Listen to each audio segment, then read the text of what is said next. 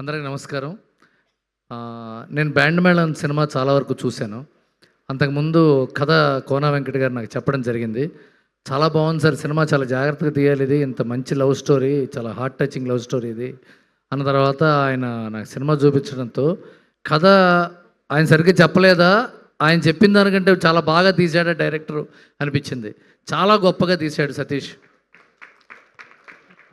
And cinema నేను సతీష్ గురించి నేను సినిమా బ్యాండ్ మేళం జరుగుతున్న టైంలో నేను ఎక్కడైనా వెళ్ళినప్పుడు చాలామంది సతీష్ మావాడండి, మా ఫ్రెండ్ అండి, మాకు తెలిసినవాడండి, మా దగ్గర పనిచేసాడండి, చాలా మంచి టాలెంటెడ్, మా టాలెంటెడ్ అని చెప్తూ వచ్చారు. తర్వాత చూసేటప్పటికి అంతే టాలెంటెడ్ అని తెలిసిపోయింది. చాలా మంచి ఫ్యూచర్ ఉన్న డైరెక్టర్ సతీష్ జవాజీ. అతనికి అంతే సపోర్ట్ ఇచ్చిన వెరీ గుడ్ కెమెరామెన్ మన సతీష్ ముత్యాల గారు.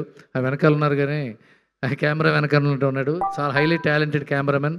వీళ్ళిద్దరూ కాంబినేషన్లో ఇదే సినిమా గురించి చెప్తుంటే ఇంకొక విషయం గురించి చెప్పాలి.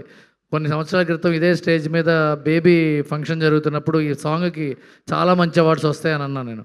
అది నేషనల్ అవార్డు కొట్టాడు విజయ్ ఆ సినిమాకి.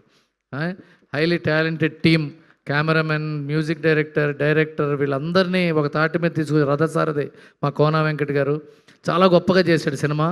ఈ సినిమా ఎంత మనసు పెట్టారంటే ఆయన పాటలన్నీ చంద్రబోస్ గారి చేత రాయించారు, మ్యూజిక్ దగ్గరుండి చేయించుకున్నాడు, మంచి లొకేషన్స్, చాలా మంచి లొకేషన్స్. వీళ్ళందరూ ఇద్దరు చక్కటి సీతాకోక చిలుకలు లాంటి పిల్లల్ని తీసుకొచ్చి హీరోయిన్లు చేశాడు ఆయన.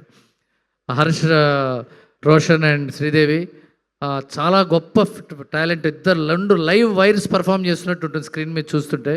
తర్వాత ఇంకో ప్రమోషనల్ ఈవెంట్స్ చాలా ఉంటాయి. Let us all meet at that. All the best to band madam. God bless.